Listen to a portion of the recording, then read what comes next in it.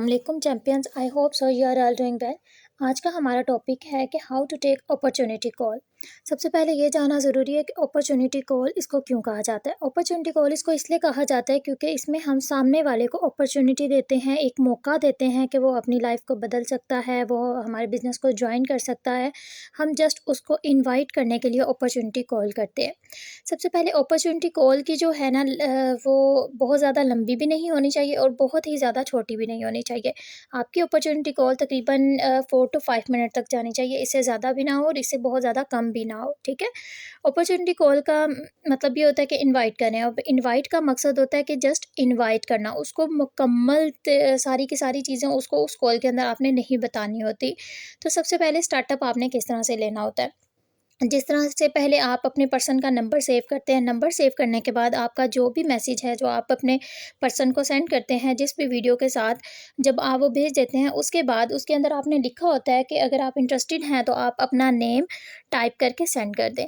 तो वो पर्सन अपना नेम, एज टाइप करके सेंड करता है एंड देन फिर आप उसको वॉइस के अंदर पूछते हैं कि सर या मैम क्या आप कॉल के लिए अवेलेबल हैं? फिर वो आपको बता देता है। अगर तो वो उसी वक्त अवेलेबल है तो वो आपको बता देगा कि जी आई एम अवेलेबल।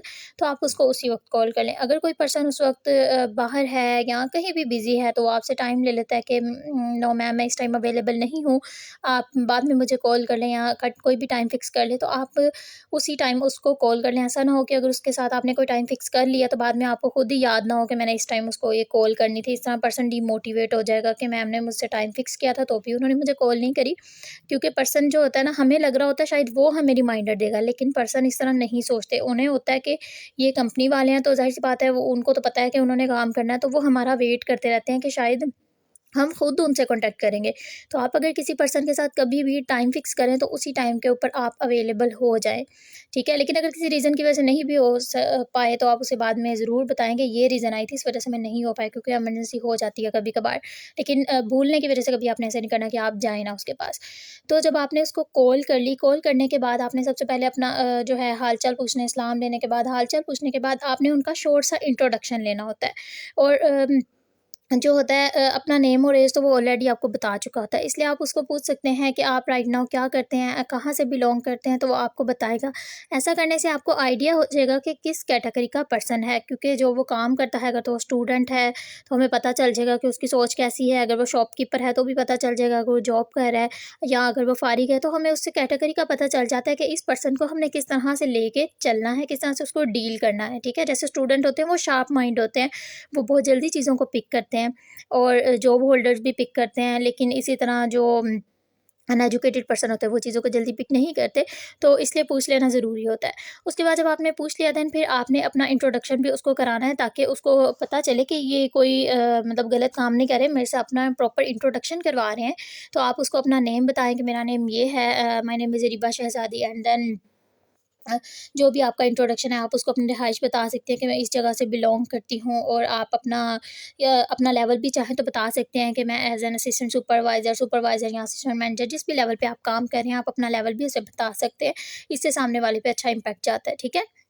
जब आप अपना इंट्रोडक्शन करवा दें तो उसके बाद आपने जो है उस पर्सन को बताना है कि सर आपने जो फॉर्म फिल किया था ना, वो कंपनी इंटरनेशनल लेवल पे वर्क करती है और उनकी जो भी डिटेल्स होंगी फर्दर जो कुछ भी आपको आगे करना होगा वो मैं आपको बताया करूँगी।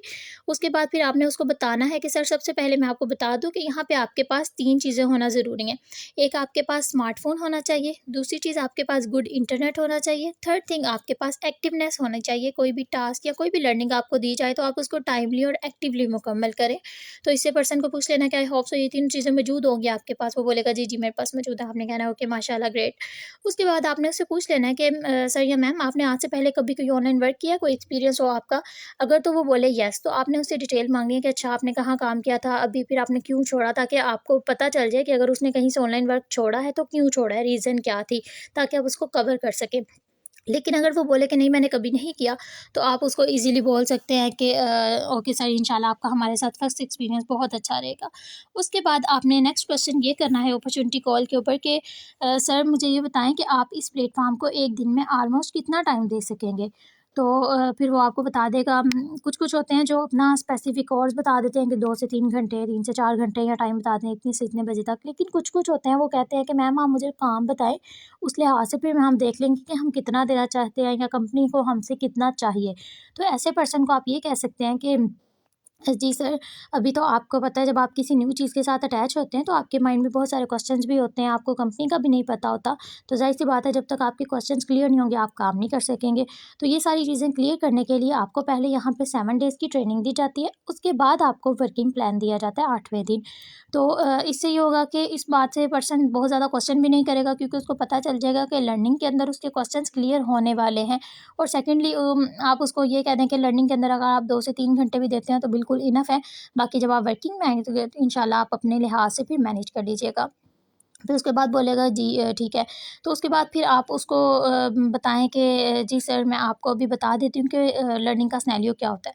फिर आप उसको बताने लग जाइए कि सर फ़र्स्ट ऑफ़ ऑल अभी कॉल के बाद मैं आपके साथ ना एक सेशन शेयर करूँगी जिसको डे 1 का सेशन कहा जाता है। आपने उस सेशन को देखना है और देखने के बाद मेरे साथ उसके रिव्यू शेयर करने हैं कि आपको वो सेशन कैसा लगा, क्या सीखने को मिला या जो भी इसमें मोस्ट इम्पोर्टेंट पॉइंट्स होंगे वो आपने नोट भी कर लेने हैं ताकि आपको याद रहे।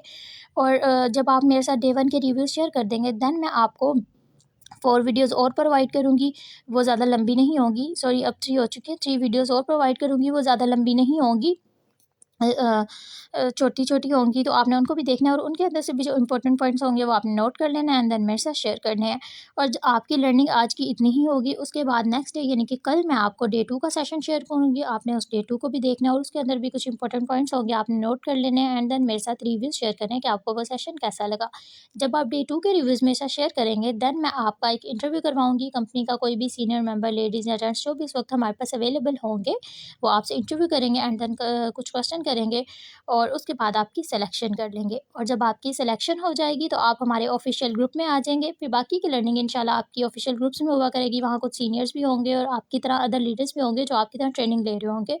तो आई होप कि ये चीज़ें आपको क्लियर होंगी। तो फिर सामने वाला पर्सन बोलता है कि जी मुझे क्लियर हो गया। उसके बाद कुछ पर्सन तो होते हैं कि वो इसके बाद कॉल को कट कर देते हैं कि ठीक है मैम आप मुझे डे 1 का सेशन शेयर करें मैं देख लेता हूँ। लेकिन कुछ-कुछ पर्सन होते हैं वो अगेन से आपसे जो है ना वो क्वेश्चन करते हैं कि मैम मुझे ये बताएँ करना क्या है?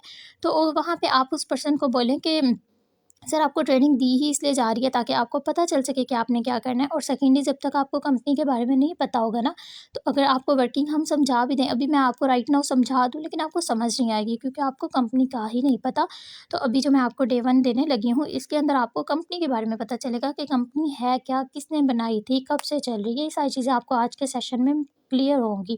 जब आप ऐसा बोलते हैं तो सामने वाला पर्सन जो है वो आपका सेशन गौर से देखता है बिना स्किप किए क्योंकि उसको पता है कि अगर वो स्किप कर देगा तो कोई ना कोई इंपॉर्टेंट चीज़ उसकी स्किप हो जाएगी। ओके, इतना कहने के बाद फिर जो है वो पर्सन बहुत ज़्यादा क्वेश्चन नहीं करेगा बिकॉज़ उसको पता है कि क्वेश्चंस क्लियर होंगे आगे लर्निंग के अंदर। उसके बाद आप अपनी कॉल कट कर दें। कॉल कट करने के बाद आप थोड़ा-सा वक़फ़ा लें मतलब 4 टू 5 मिनट ले लें या 2 टू 3 मिनट ले लें एंड देन उसके बाद आप उसको डे 1 का सेशन शेयर करें। बिल्कुल फ़ौरन ना सेंड कर दें क्योंकि थोड़ा-सा हमने पर्सन को ये भी दिखाना होता है कि हम थोड़ा-सा बिज़ी हैं और बिल्कुल बात-झूठ भी नहीं होती, हम बिज़ी होते हैं। तो थोड़ा-सा वक़्फ़ा डालें एंड देन उसको सेंड कर दें। अगर कोई पर्सन मतलब उसने बोला कि जी मैं अभी देखूँगा, तो फिर आपने 2 से 3 घंटे बल्कि ज़्यादा ही हो गया, 1 से 2 घंटे बाद आप खुद उससे जाके पूछें कि सर आपने देखा है या नहीं देखा? लेकिन अगर किसी पर्सन ने बोल दिया कि मैम मैं राइट नाउ घर पे नहीं हूँ, स्टूडेंट हूँ, कॉलेज मतलब कोई भी उसका रीज़न हो सकता है, वो अभी नहीं देख सकता। तो आप उससे टाइम फ़िक्स कर लें कि अच्छा सर मुझे बता दें आप किस टाइम फ्री होंगे, फिर मैं उसी टाइम आपसे जो है रिव्यूज़ लूँगी। तो फिर वो आपके साथ टाइम बता देगा एंड देन फिर आप उसके साथ मज़ीद कंटिन्यू कर सकते हैं।